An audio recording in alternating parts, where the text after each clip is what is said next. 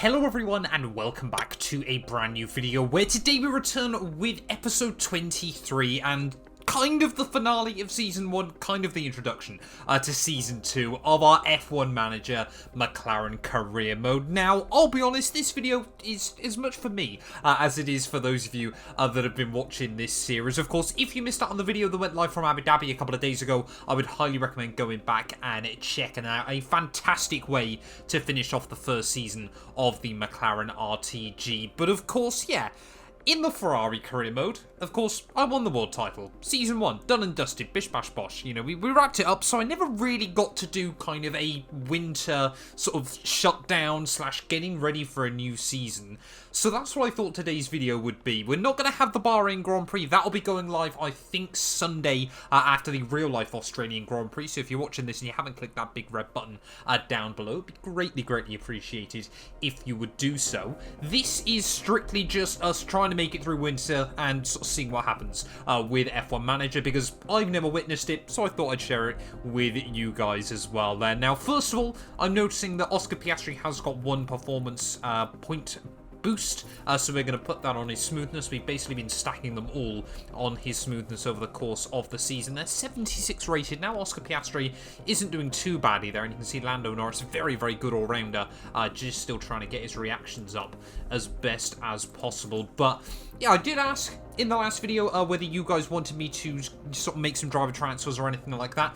All of you were pretty unanimous in stating that you wanted Lando and Oscar to stay with the team ready for Season 2, and I think that's fair enough. You know, when we look back at the results over the course of the year, 73 and 69 points for those two, respectively, just edged out Pierre Gasly at the end of the campaign. So I think that's fair, but we will be replacing Stoffel Van Dorn. I want to try and get someone young and with a bit more potential.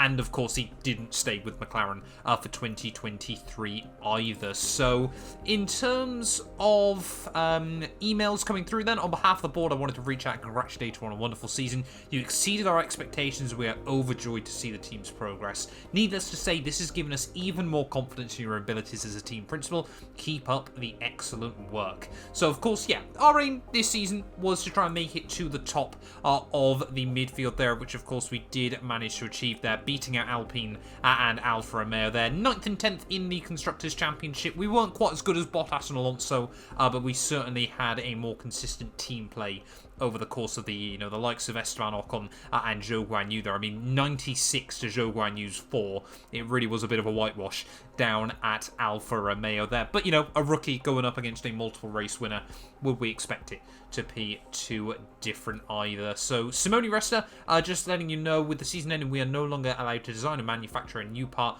until next year. The warehouse has also been cleared out because the parts we designed this year will be invalid for next year's Constructors' Championship. So, of course, yeah, we have got to make some changes there. And of course, yeah, the board very, very happy with what we've been able to achieve as well. We can have a quick look there. You can see high, happy, satisfied. They're not too happy. I have been spending some money. I think that's fair enough. But, you know, we want to try and get this team back to the front. So I don't know if we can actually do any car developments, of course, ready for next season. You can see we have got the front and rear wing developments, of course, or research even, I should say, for next season still in full swing there. So I think if we have a look, car development, or car analysis even, we were pretty much there in terms of averages. You can see we were ever so slightly down on speed orientated sort of graphics, if you will. We were actually down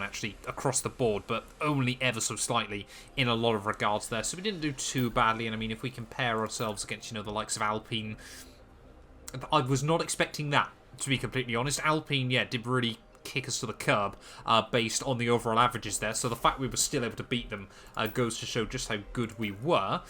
We didn't beat Ferrari on anything. No, I'm comparing our cars to each other. Did we beat Merc? No. Did we beat Red Bull on anything? No. Alfa Romeo? Yes, so there we go. We were pretty much where you'd expect. I think we've actually done a very, very good job there to beat out, obviously, Alpine come the end of the year if they were theoretically stronger in every single regard. But, yeah, board, obviously, like we said, you know, very, very happy with that. Long-term objective is, of course, win the Constructors' Championship. target season by 2026. We're hoping that's going to be a whole lot sooner than there. You can see team rating, we are ever so slightly down. Actually, it's because obviously Oscar Piastri came into the team, and obviously people still rated Ricciardo above him, so that's fair enough. And then I also got $1.5 million as a bonus from the team ready for next season. But of course, we should get some prize money as well with a bit of luck. So let's wait and see if we get any new prize money. Then we can see again all the developments coming in and the regulation changes. So you can see, yeah, rear wing and front wing there. Pit crew performance, we did lose a lot of area there. Okay, I genuinely didn't know we could do any of this. So maintenance, that seems okay. Staff, pit crew. So can I change? Can I invest any money into that? I don't think I can. So we're just, I mean, I don't think, yeah, we can really worry about that all too much. Now, one thing I did want to do, of course, we brought in Diego Tondi last season. Simone Resta, we also brought him. But I am wondering whether it's worth getting rid of Hayes and Pryor there, or whether we can even try to... I mean, is Adrian Newey available? Can we have a look? I don't think we can get Adrian Newey into the team. Can I scout for a replacement overall rating? Oh, no, so he's not even available, sorry, in that regard. But, yeah, I'm tempted to have a look out, see if we can get any better... race engineers, of course. We could try. I mean, we did get Bono when we did the Ferrari career mode. That was obviously quite cursed. We could try and get Bono and Mosconi off Mercedes there. I think it's worth a shout, trying to get the pair of them. I can't remember how much sort of money he'd really be after, to be completely honest. I should probably go back to the Ferrari career mode and have a look back, but I'm not going to. We'll offer him 2 mil and 300k sign-on starting bonus. It might be way lower than he's hoping for, and I'll offer him 3 seasons. Will Peter Bonington be happy with that? Yes! I don't know if I've massively overpaid for him or what, but we are going to spend that money then. He's going to replace Christopher Hayes, so he will likely, therefore, be the new race engineer for, of course, young Oscar Piastri. And then, of course, we can also try and get a new race engineer as well for Lando Norris. So contract, scout for replacement. You know what? Let's try and get Riccardo Mosconi as well and offer Mercedes. We're going to try and poach as many of their staff as we possibly can ready for the new season. Now, of course, we paid Bono quite a lot there. I'm going to have to lowball Mosconi just a little bit. We'll offer him $1 million a year. Is that a lot? I don't really know. We'll offer him $250,000 as a starting bonus there. So not quite as good as Bono's received. And is he going to be a fan of that? Let's wait and find out. Yes, yes. Ooh, he wants a bit more money than 1 million there. So we will up that. We'll go 1.5 for Mosconi then. So, well, apparently going a bit more than 1.5. We'll go 1.8. You know, we're nice. We're willing to, you know, spend some pennies if needs be. And he's happy with that. So there we go. That is another 1.8 million being spent there. So we've now got the 2 best race engineers in the business there. And you can see with the exception of Simone Resta, which I don't think we can really do much better than him, we have pretty much got the best staff in the business now. So we've done pretty well in that regard. Sadly, I can't change team size by the looks of it.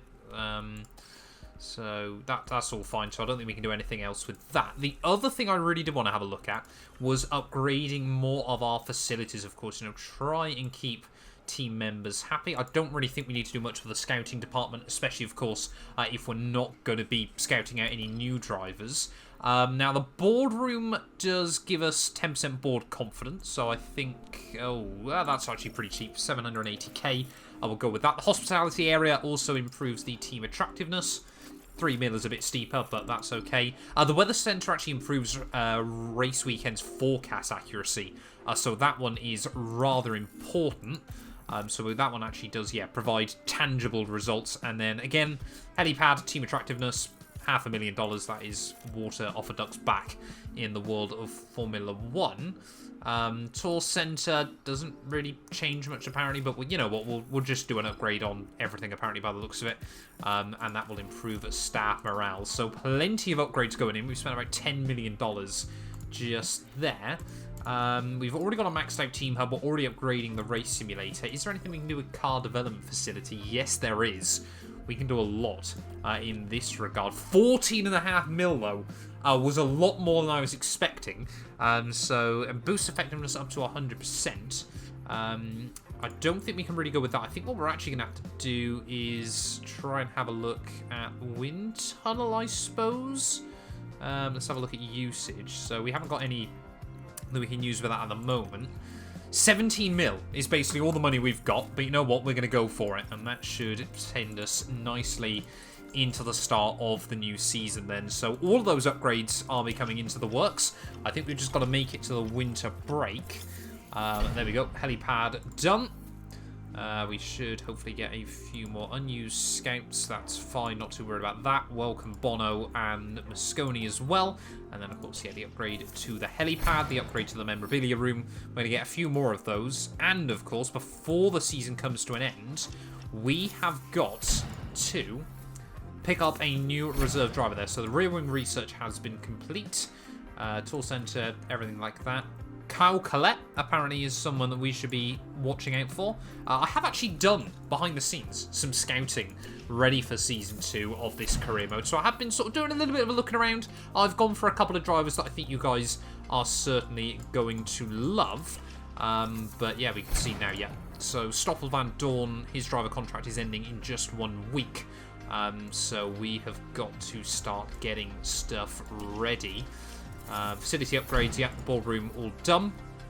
So, Diego Tondi, he's got 3 development points, okay.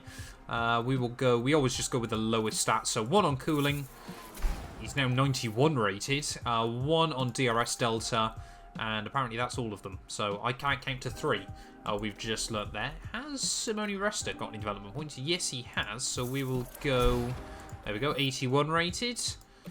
Chassis, and we will go side pods as well there. So Simone Resta, bring in the upgrades. I always think he looks like quite a cool bloke as well.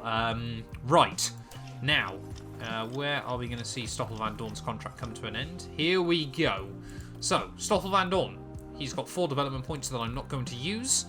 We are, however, going to pick up, I mean, we could go with a current Formula 1 driver, but I did actually scout out a couple of people. So Daniel Ricciardo is still recommending.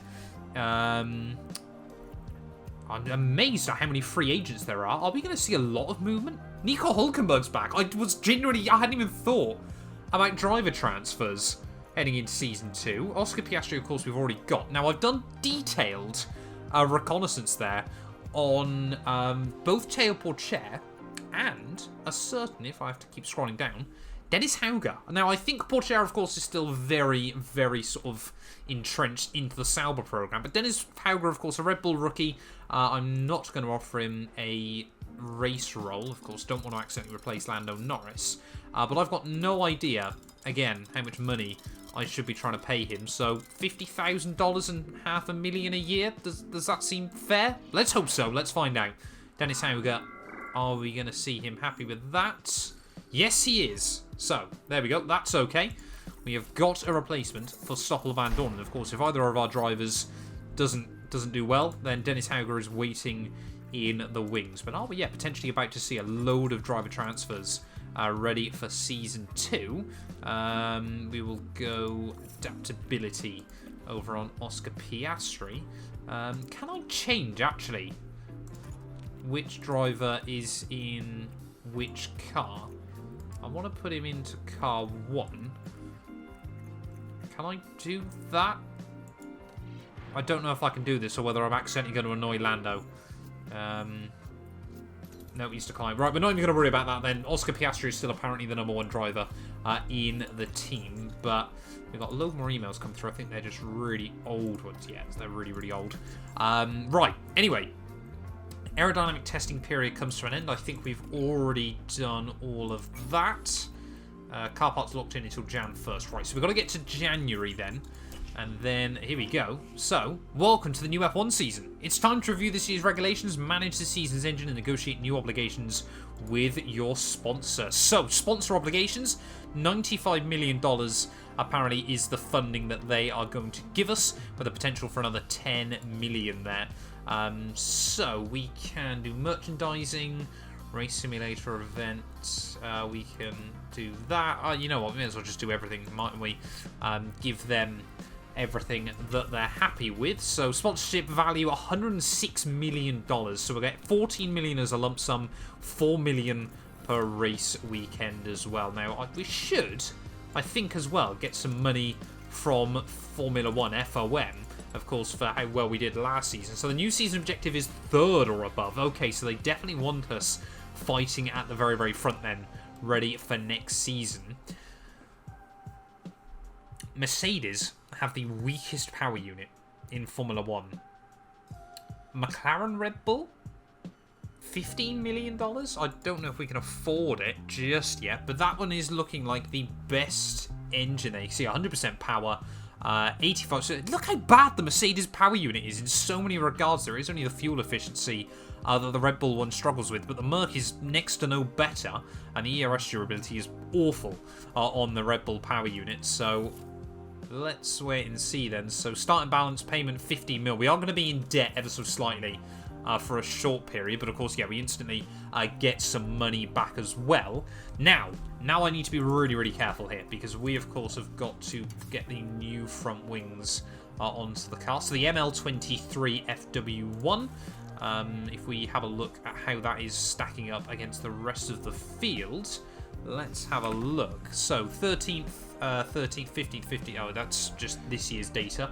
How are we stacking up then against the rest of the field? Car analysis. So grid average, we're still a little bit down on top speed. We have got some of the best cornering though on the grid. Acceleration, we're pretty much bang on. And then, yeah, dirty air cornering as well. It looks like we have done very, very well in the aerodynamic side of things. So against, you know, the likes of Ferrari, we're still a little way down. Against the likes of Red Bull, a little bit more competitive. Mercedes, again, even more competitive there. So we might now have actually have a car that can fight as we head into Season 2 of this career mode. New regulations announced, prepare for the season, and there we go. So aerodynamic testing period begins in just a week's time. We've got more sponsor obligations, that's fine. We've got more developments done, that's fine. I never got any money for coming 4th last season, so I don't know what that's all about.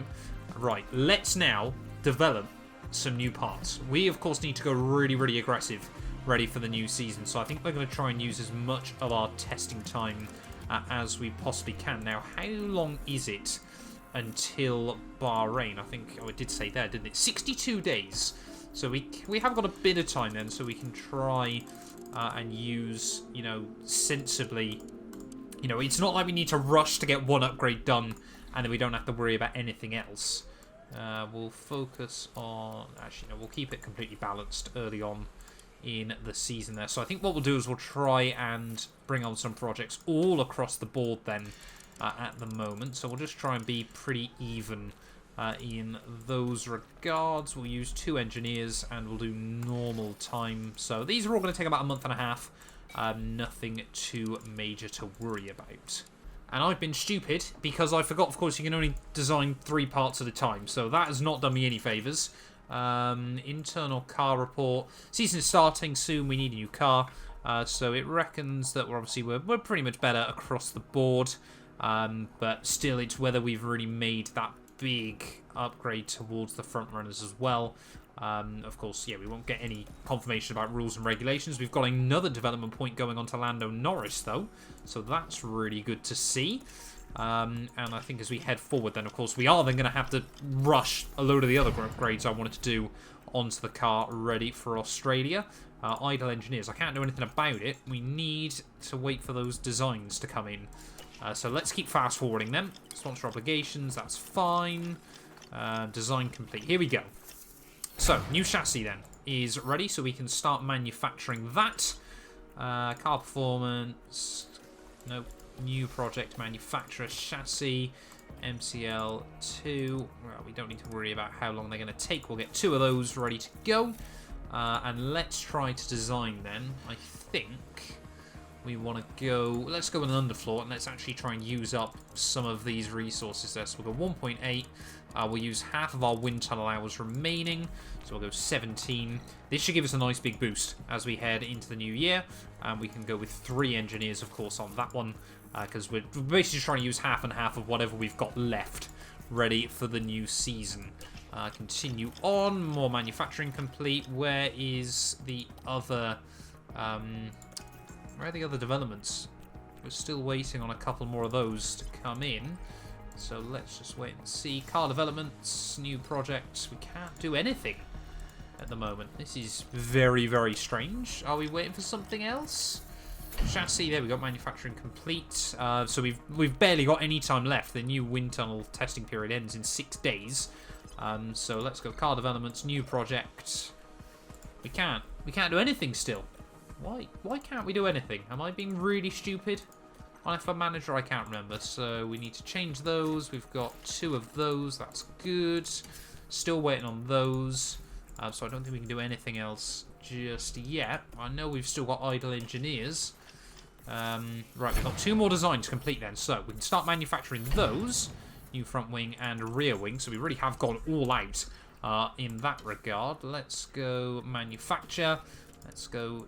Actually, we'll go 4 of those, of course, because you never know who's going to end up crashing into us in free practice for the first race of the year. So 4 front wings, 4 rear wings. Those are only going to take about a week or so to be created. And yeah, now we've got a load more wind tunnel time as well. We can finally try and do the last few bits that I need. So we'll go suspension. Of course, now we've got loads of hours. We may as well just use as many as we possibly can. So yeah, we're going to really try and ram up the development in that regard. And of course we can use some of the engineers there. 4 engineers. So that's going to set us back. And then last but not least, we'll use everything else on the side pods. There's a bit of a Hail Mary there to hopefully try and give us the extra performance that we require. So we use all of our last engineers. We've got 34 days. And how long is it until Bahrain? I think it's less than that. Bahrain is in just 16 days. So let's try and get the cars all set up, ready to go then. Last few tweaks ready for the new season. And, of course, I need to double check and see if there's been any driver transfers. I don't know how crazy it is on F1 Manager. We'll just continue to sim forward ever so slightly more. So cars, nope, that's not what I wanted. Manage the build on car 1. Got the new front wing. Have I not manufactured those? Apparently, I thought I'd manufactured. Don't say I've manufactured the wrong one. I've manufactured so many of the wrong front wing. Oh, dearie me. Right, we can do that. We've got time still, I think. Car performance. Yeah, we'll have just about enough time to get 2 of those onto the car. I'm such a moron. Car warehouse build 2. Manufacture. Please say these are only going to take 6 days as well. Rear wing Which one am I manufacturing? Cancel project. Rear wing. Change to... Oh, don't say I've done it as well on the rear wings. I'm such a moron. Such a moron. Right, they're all done. So now I've got to try and manufacture some wings. The correct wings this time round there. We'll go smoothness for Oscar once again. I don't know why I'm suddenly rushing through this. It doesn't actually take any longer. Manufacture 2 wings, 2 rear wings. We're going to play it risky as we head into Bahrain. And we're only going to have 2 of the new wings on the car, but we'll have some of the older ones as well available if needed. But I think then this has brought us to the start of the new season then. So new front wing going on both cars. New rear wing. We can only put on Lando's car just yet. How does this compare us up then to the rest of the field? Car analysis, grid average. We are very, very competitive there. Yeah, how are we looking again? Of course, we've already looked at the top teams. Alpine still theoretically have a better car than us, but Daniel Ricciardo has gone back to the Renault-based organisation. Right, so let's have a look then at our drivers' table. I don't think there's a better way of doing this. So Verstappen has stayed at Red Bull. Sainz, Leclerc, Perez, Hamilton, Russell have all stayed where they are. Alonso has gone to Alfa Romeo there, potentially creating a monster midfield team. However, their car isn't particularly great. Let's scroll down then. So Gasly has stayed at AlphaTauri. Ocon has stayed at Alpine. Magnussen has stayed at Aston Martin. Zhou Guanyu's gone to Aston Martin. Sebastian Vettel has gone to AlphaTauri, so pretty much back to where he started then in Formula 1. Stroll's gone back to Williams. Tsunoda's gone to Haas. Mick Schumacher's stayed at Williams. No, sorry, gone to Williams even. Albon's gone to Aston Martin. And Daniel Ricciardo has gone to Alpine. So Nicholas Latifi then has been dropped off the grid.